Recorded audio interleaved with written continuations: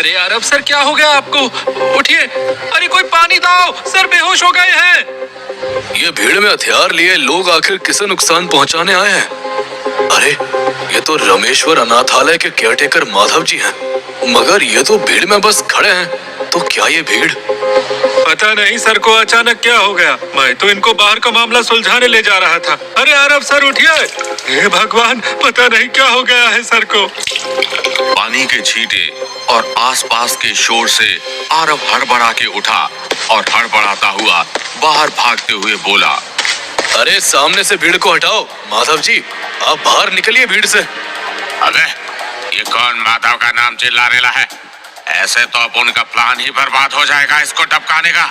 सुन, तू सुमड़ी में ले ये बुढ़े माधव को और खत्म कर फटाक से। तब तक अपन ये ड्रामा चालू रखता है। अरे क्यों मार रहे हो बेचारे को? वो चोर नहीं है, मेरे ही अनाथ आश्रम का सामान ले जा रहा है। हे ईश्वर, क्या हो गया है आजकल लोगों को? बिना मतलब हमें परेशान कर रहे हैं। मिश्रा जी, भीड़ से माधव जी को बाहर निकालिए, उनकी जान को खतरा है। लेकिन सर आपको कैसे पता? आप तो बेहोश पड़े थे। मिश्रा जी, जितना मैं कह रहा हूँ उतना कीजिए, सवाल करने का टाइम नहीं है अभी। एक तरफ आरव पूरी कोशिश कर रहा था माधव जी को बचाने की, और दूसरी तरफ उस एरिया का लोकल बदमाश दत्ता और उसके गुंडे हाथों में खंजर लिए उनकी तरफ बढ़ रहे थे। अब देखना ये था कि क्या आरव माधव की जान बचा पाएगा। आरव ये भी सोचने की कोशिश कर रहा था कि आखिर दत्ता के लोग माधव की जान के पीछे क्यों पड़े हैं। अरे आरव जी, जरा संभालिए इस भीड़ को। मेरे आश्रम के बच्चे को चोर समझ के बेरहमी से पीट रहे हैं। अबे तू मेरा मुंह क्या देख रहा है? बुड्ढे को खत्म कर अंदर जाने से पहले, नहीं तो वो बिल्डर अपन को छोड़ेगा नहीं। माधव जी, आप पहले अंदर चलिए, आपकी जान को खतरा है। लेकिन सर, वो बच्चा। माधव जी, भरोसा कीजिए मेरा, ये भीड़ उस लड़के के लिए नहीं, आपको मारने के लिए यहाँ आई है। आप अंदर चलिए। और मिश्रा जी, अब पुलिस को खबर कीजिए जल्दी। रुक जा बुड्ढे, छोड़ेगा नहीं अपन तेरे को। मैं तेरे को बुड्ढे को मारने को बोला था, तूने सरकारी बाबू को क्यों मार दिया? क्या बोलूं भाई, अभी मैं ये सरकारी बाबू फालतू में हीरो बन रेला था। मैं तो ये बुड्ढे को ही टपका रेला था। यही अचानक इधर उड़ी मार के उड़ता तीर लिया। अभी देखता क्या है, चल भाग अभी इधर से। अरे पकड़ो इनको, हमारे साहब को जख्मी करके भाग रहे हैं। कोई एम्बुलेंस बुलाओ, हॉस्पिटल ले चलो सर को जल्दी। कोई जरूरत नहीं है इन्हें हॉस्पिटल ले जाने की मिश्रा बाबू। आप इनको इनके कैबिन में ले चलिए और हमें अकेला छोड़ दीजिए थोड़ी देर के लिए। ये आप क्या बोल रहे हैं बाबा? मिश्रा, सवाल नहीं, वो काम करो जो तुमसे कहा जा रहा है। ठीक है सर, जैसा आप कहें। चलिए उठिए बाबा, जरा हाथ लगाइए, मदद कीजिए सर को उठाने में। मिश्रा और माधव दोनों मिलकर आरव को उसके केबिन में ले गए और बाहर खड़े सब लोग टेंशन में उनके आने का इंतजार कर रहे थे। लेकिन अंदर केबिन में, आरव जी, आप क्यों आए मुझे बचाने? अब देखिए कितना नुकसान हो गया आपको। अगर आपको कुछ हो गया तो बहुत लोगों का नुकसान होगा, और ये बात आपको समझनी होगी। अभी बहुत काम करना है। आप भी तो आए ना मुझे बचाने माधव जी, और मुझे पता था कि आप मुझे कुछ नहीं होने देंगे। ये क्या बोले जा रहा हूं मैं, और नींद क्यों आ रही है मुझे? आरव चुटहिल हालत में कुछ बड़बड़ा रहा था, और उसी बेहोशी की हालत में उसे ऑफिस वालों ने घर पहुंचा दिया था। मगर अगले दिन जब वो उठा तो सब कुछ नॉर्मल हो चुका था। ना उसकी चोट थी और ना वो दर्द में था। उसने उठते ही सबसे पहले मिश्रा को कॉल लगाया और कहा, हेलो मिश्रा जी, मैं 10 मिनट में ऑफिस पहुंच रहा हूं। आपको जो फाइल मैंने बताई थी कल रात, वो मेरे टेबल पर निकाल के रखिएगा। मिश्रा जी, मैंने रावत बिल्डर्स की फाइल मंगवाई थी, अभी तक क्यों नहीं आई? सर फाइल मिल नहीं रही। वैसे क्या बात है सर, आप काफी गुस्से में लग रहे हैं। मिश्रा, मैंने तुमसे कहा था फाइल के लिए, और फाइल गायब हो गई। अब बताओ, तुम इस ऑफिस में रह के काम किसके लिए कर रहे हो? सर आप मुझ पर शक मत कीजिए, मैं अभी वो फाइल ढूंढ कर लाता हूँ। कैलाश, टीम को कांटेक्ट करो। मिश्रा अभी ऑफिस से बाहर गया है। रावत के ताबूत में पहली कील ठोक दी है मैंने। नेक्स्ट स्टेप तुम्हारा होगा। सर, मिश्रा के पीछे ही हूँ मैं। चाय के आरव को तुम लोगों के घपले के बारे में शक हो गया है, मुझसे फाइल मंगवा रहा है। जल्दी रावत साहब से बात करवाओ। मिश्रा जी, रावत से बात तो अब आपकी हम करवाएंगे। आइए चलिए, आपकी सरकारी चाय का वक्त हो गया है। कैलाश, ये क्या बकवास कर रहे हो? छोड़ो मुझे, मैं किसी रावत और हवाला के बारे में नहीं जानता। मिश्रा, हमें पता नहीं था कि तुम भविष्यवाणी भी करते हो। क्या मतलब? मतलब यही कि हवाला का तो हमने नाम भी नहीं लिया और तुमने अगले सवाल का जवाब पहले ही दे दिया। क्या बोलते हो भाई लोग? मिश्रा जी अंतर्यामी हैं या नहीं? चाय की दुकान पर बैठे लोगों में से 4 लोग मिश्रा के अगल बगल खड़े होके हंसने लगे, जिनमें दुकान पर काम करने वाला एक आदमी भी था, जो मिश्रा के कंधे पर हाथ रखकर बोला, हाँ मिश्रा जी, रोज आते हो यहाँ, जीएसटी ऑफिस में काम करते हो। इतने तो होशियार रहो कि आसपास बदलाव नोटिस कर सको। बहुत देर से फिराक में थे हम तुम्हारी गलती करने के। अब चलो। चलो दोस्तों, घूंघट डालो मिश्रा जी पे, रास्ते का पता ना चले। आरव सर, ये रहा हमारा खास दोस्त। देखो, ये तुम लोग ठीक नहीं कर रहे हो। जाने दो मुझे। तुम्हें पता नहीं कि किसका हाथ है मेरे सिर पे। मिश्रा जी, ये तो हमें पता है कि आपके ऊपर किसका हाथ है। उसी हाथ को तो सरकारी कंगन पहनाने जा रहे हैं हम। आज तो जैकपॉट लगा है हाथ। Well done team. Thank you sir. तो मिश्रा, तुम्हारे बचने का कोई रास्ता नहीं है, इसलिए चुपचाप बता दो कि क्या है रावत बिल्डर्स और हवाला का कनेक्शन। उनके सारे पेपर सही हैं, बिजनेस लॉस में है, फिर भी खुल्लम खुल्ला खर्च कर रहे हैं ये लोग। नई प्रॉपर्टी, नई बिल्डिंग और टैक्स देने के टाइम पे ये दिवालिया हो जाते हैं। कैसे? हवाला का रूट बता मिश्रा, नहीं तो इस सांड को खुला छोड़ दूंगा सच उगलवाने के लिए। सर, मुझे कुछ मत करना, मैं सब बताता हूँ। आरव के खास लोग कैलाश और रोशन ने मिश्रा को रंगे हाथों रावत को आगाह करते पकड़ लिया था। इतना ही नहीं, उनके और आरव के डर से इस वक्त मिश्रा ने सब उगल दिया था। अब बारी थी रावत की। बॉयज, ध्यान से बिल्डिंग के अंदर जाना, सेफ रहना और ध्यान रहे, इस बार खाली हाथ नहीं जाना है। सर, उनके पास हथियार भी हो सकते हैं और आप लोग खाली हाथ हैं। मिश्रा, तुम अच्छा बनने का ढोंग छोड़ दो, हम अपना ख्याल रख लेंगे। और किसने कहा कि हम खाली हाथ हैं?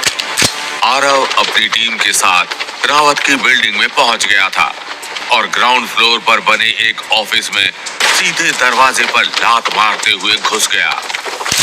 बॉयज, रंगे हाथ मिले हैं ये लोग सबूत के साथ। आओ यहाँ और सजाओ बारात इनकी। आज बड़ी मछली जाल में है। आपको यहाँ नहीं आना चाहिए था सर। अब फालतू में खून खराबा करना पड़ेगा और ये सब पकड़ के साबित भी तो नहीं कर पाएंगे कुछ।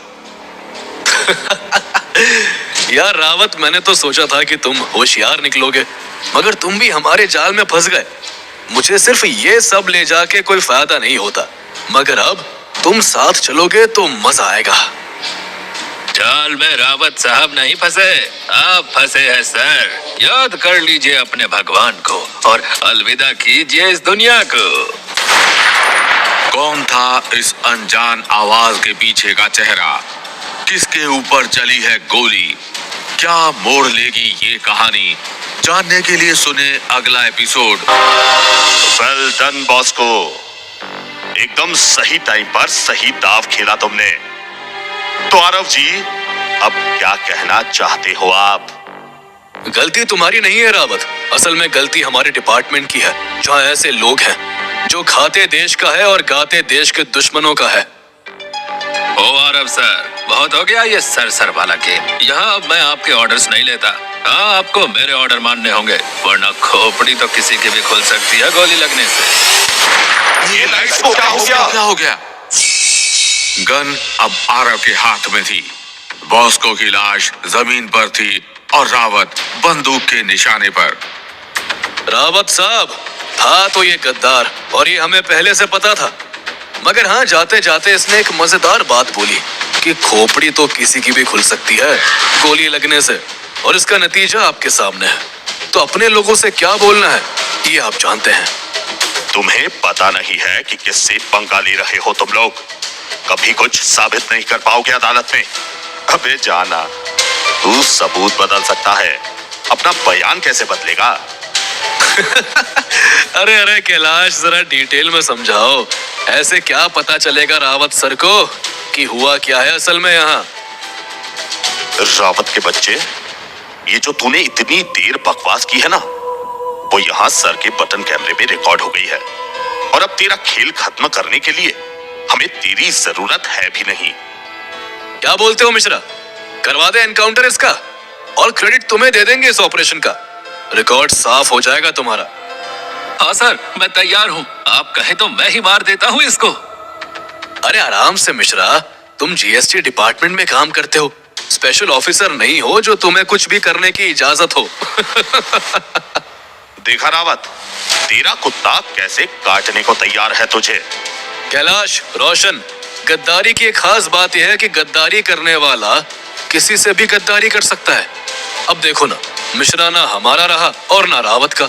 इसका क्या करेंगे अब हम? सर, जिसका कोई नहीं होता उसका भगवान होता है, और जो किसी का नहीं होता है वो सरकार का होता है। इसे भी सरकार को दे देंगे। सही कहा रोशन। रावत का खेल लगभग खत्म होने वाला था, तो वहीं दूसरी तरफ सर, सरकारी ग्रहण लग गया है हमारे प्रोजेक्ट को। अभी अभी रावत और उसका सारा पैसा जब्त कर लिया गया है और हमारा हवाला का पूरा नेटवर्क कॉम्प्रोमाइज हो गया है। आगे क्या करना है सर? वो सब छोड़ो विक्रांत, क्या इन सब में मेरा नाम आया कहीं? नहीं सर, मैं यही था। यहाँ किसी ने भी आपका नाम नहीं लिया, मगर वो ऑफिसर आरव बहुत शातिर है। मुझे लगता है हमें कुछ देर अंडरग्राउंड रहना चाहिए। मुसीबत जब आती है तो हर जगह से आती है। ये बताओ, वो लड़की जो स्कूल में ड्रामा करने गई थी, उसकी क्या अपडेट है? कहीं उसको शक तो नहीं हुआ ना? नहीं सर, मुझे नहीं लगता कि उसको शक हुआ होगा। स्कूल के स्टाफ से सब कुछ कानूनी तरीके से हैंडल किया था और उसको पुलिस के हवाले किया था। चाहे जो भी हो जाए, डिलीवरी रुकनी नहीं चाहिए और किसी को खबर नहीं होनी चाहिए। ऑर्डर बड़ा है और मौका एक ही है हमारे पास। सर, आप फिक्र मत कीजिए। आज रात गर्ल्स हॉस्टल से पैकेज उठवा रहा हूँ और डिलीवरी भी टाइम पर ही होगी। ठीक है, तुम निकलो और ध्यान रखना। ये रावत की वजह से मुझे काफी लोगों से बात करनी पड़ेगी। ओके सर, मैं अभी हॉस्टल के लिए निकलता हूँ। शाम होने वाली है और इंतजाम बहुत से करने हैं। आरव को लग रहा था कि रावत का पर्दाफाश होने के बाद उसका खेल खत्म हो चुका है, लेकिन वो इस बात से अनजान था कि इस सब के पीछे का असली मास्टरमाइंड तो इस सब से दूर अपनी जाल उसी गर्ल्स हॉस्टल में बिछा रहा था, जहां उस रात कबीर और मिहिका अपनी छानबीन करने आ रहे थे। कबीर, यार तू है कहाँ? कब से फोन ट्राई कर रही हूँ। जल्दी निकल ऑफिस से, मैं बाहर पहुँच रही हूँ। लेकिन मिहिका, तू मेरे ऑफिस क्यों जा रही है जब मैं तेरे पीछे ही खड़ा हूँ? यार तू हमेशा कैसे करता है ये सब? कभी कभी तो लगता है कि तू जादू टोना करता है या कुछ ना कुछ ऐसा करता है जो मुझे पता नहीं। मिहिका, तू जादूगर का जादू देख, उससे तरीका मत पूछ, और फिलहाल तू कुछ भी मत पूछ, सीधा काम पे चल। हाँ यार कबीर, जल्दी चलते हैं। जब से मैंने उस बच्ची की आंखें देखी है ना, तब से मुझे बहुत बेचैनी हो रही है। तो फिर यहाँ क्यों खड़े हैं हम? जल्दी चल, कहीं जिसका डर है वो हो ना जाए। मिहिका और कबीर दोनों वहां से गाड़ी में बैठकर उसी गर्ल्स हॉस्टल के सामने पहुंचे जहां रचना रहती थी, और चुपचाप गाड़ी में बैठे हॉस्टल के दरवाजे पर नजर रखने लगे। मिहिका, क्या लगता है, सच में यहाँ कोई गड़बड़ है या मैं ऐसे ही ज्यादा सोच रहा हूँ? गड़बड़ तो है कबीर। वो देख, हॉस्टल का दरवाजा खुला है और गार्ड्स नहीं है। सबसे ऊपर के फ्लोर पर लाइट्स जल रही हैं और रात के 11 बजे म्यूजिक बज रहा है। अगर ये रोज की बात होती ना, तो वार्डन अब तक हल्ला मचा चुकी होती। मगर ऐसा लग रहा है जैसे ये आवाज जानबूझ के किसी और आवाज को दबाने के लिए की जा रही है। अरे वाह, अगर तेरी पार की नजर ने सब देख ही लिया है तो हम यहाँ क्या कर रहे हैं? चल अंदर चलते हैं, एक्शन का टाइम आ गया है। इनको जितना चीखना है चीखने दे। आज इनको पोर्ट पे पहुंचाना है, उसके बाद सीधा समंदर पार। उसके बाद किसी का बाप भी नहीं खोज पाएगा इनको। कबीर, सुना तूने लड़कियों की चीखने की आवाज? मैंने बोला था ना कि गड़बड़ है। रचना की आंखें मुझसे मदद मांग रही थी। मुझे लगता है कि बहुत बड़ा नेटवर्क है। मिहिका, अगर ये कोई बड़ा नेटवर्क है तो हमें इसके मास्टरमाइंड को टारगेट करना होगा। लेकिन अगर इनको हमारे बारे में पता चल गया तो ये लोग अंडरग्राउंड हो जाएंगे और हम इन लोगों को कभी नहीं खोज पाएंगे। लेकिन हम इन लड़कियों का सौदा भी तो नहीं होने दे सकते ना। देखो कितना चीख रही हैं ये लड़कियां। अगर आज इनको नहीं बचाया ना तो इनको ढूंढना भी मुश्किल हो जाएगा। बात तो सही है तुम्हारी। ये दलदल इतना गहरा है कि जो इसमें एक बार फंस गया उसका निकलना नामुमकिन होता है। कौन हो तुम लोग? इधर क्या कर रहे हो? अभी चुपचाप आगे चलो, नहीं तो ऊपर भेज देगा। अरे अरे भाई, आराम से, हम लोग भी ऊपर ही जा रहे थे। मैं वो ऊपर की बात नहीं कर रहे लाए, तुम लोग को टपकाने का बात कर रहे लाए। चलो अभी विक्रांत भाऊ के पास फटाफट। बहुत बकबक कर रहा था। अभी तो यहाँ आराम कर, हम लोग खुद मिल लेंगे तेरे विक्रांत भाऊ से। चल कबीर। चुप चुप चुप, तुम लोग कुछ आवाज सुना क्या? नहीं विक्रांत भाऊ, अपन को कोई आवाज नहीं आया। क्यों, क्या हुआ? मेरे को ऐसा लगा कि कुछ टूटने का आवाज आया। तो जाके देख क्या। कबीर छुपो जल्दी, कोई नीचे आ रहा है। इधर आओ, मुझे दूसरा रास्ता भी पता है ऊपर जाने का। कबीर और मिहिका दूसरे रास्ते से ऊपर गए और दूसरी तरफ विक्रांत, रचना और उसके साथ 5 और लड़कियों को जबरदस्ती गाड़ी में भर के निकल रहा था। ये देख के मिहिका और कबीर भी अपनी गाड़ी के पास आए और अंदर बैठने ही वाले थे कि चलो रे पंटर लोग, बहुत हो गया समाज सेवा। तुम लोग का अभी टाइम आ गया है। तुम लोग को भगवान से अपने काम का इनाम लेने का है। यार कबीर, अब क्या करें? खेल खत्म हमारा अब तो। अभी नहीं, अभी तो मेरा खेल शुरू हुआ है। अबे क्या खुसर फुसर कर रहे हो? चलो शक्ल दिखाओ और विदा लो दुनिया से। सर, अभी आपने बोला ना कि भगवान से इनाम लेने का टाइम आ गया है, तो हम लोग वही डिसाइड कर रहे थे कि इनाम क्या लें। लेकिन अभी तो आप जो कर रहे हैं उसकी सजा भी लेनी होगी ना आपको भगवान से, तो आपको भी हमारे साथ चलना होगा। ये क्या बकवास कर रहा है कबीर? मरवाएगा क्या? तो देखती जा, मेरे पास प्लान है निकलने का यहाँ से। एक तरफ कबीर और मिहिका खतरे में थे और दूसरी तरफ जामवंत जी और विभीषण जी भी काफी चिंता से ये सब देख रहे थे। तभी विभीषण जी ने कहा, जामवंत जी, अब क्या होगा आगे? यहाँ तो मुझे मिहिका और कबीर का जीवन संकट में लग रहा है। ऐसे तो बाकी अवतारों के एक साथ आने से पूर्व ही ये युद्ध समाप्त हो जाएगा। नहीं विभीषण जी, आप जैसा सोच रहे हैं वैसा नहीं होगा, परंतु आपको अब अति शीघ्र अपना कार्य आरंभ करना होगा, क्योंकि नियति ने सभी अवतारों को एक साथ लाने के लिए जो मार्ग सोचा है वो यहीं से आरंभ होता है। मैं कुछ समझा नहीं जामवंत जी, क्या मुझे मृत्यु लोक जाके मिहिका और कबीर की सहायता करनी है? कदापि नहीं। कबीर और मिहिका बाकी सृष्टि के लिए साधारण मनुष्य हैं, परंतु वास्तव में कबीर भगवान कृष्ण और मिहिका महाशक्ति देवी दुर्गा का अवतार है। और जहाँ कृष्ण हो वहाँ विपत्ति कैसे रह सकती है? उनके छल से कोई नहीं बच पाया है। आप बस देखते जाइए। क्या है कबीर का प्लान और क्या कबीर और मिहिका बचा पाएंगे लड़कियों की तस्करी होने से? और कहां तक फैला है तस्करी का ये जाल? कैसे जुड़ेंगे सब अवतार एक दूसरे से? जानने के लिए सुने अगला एपिसोड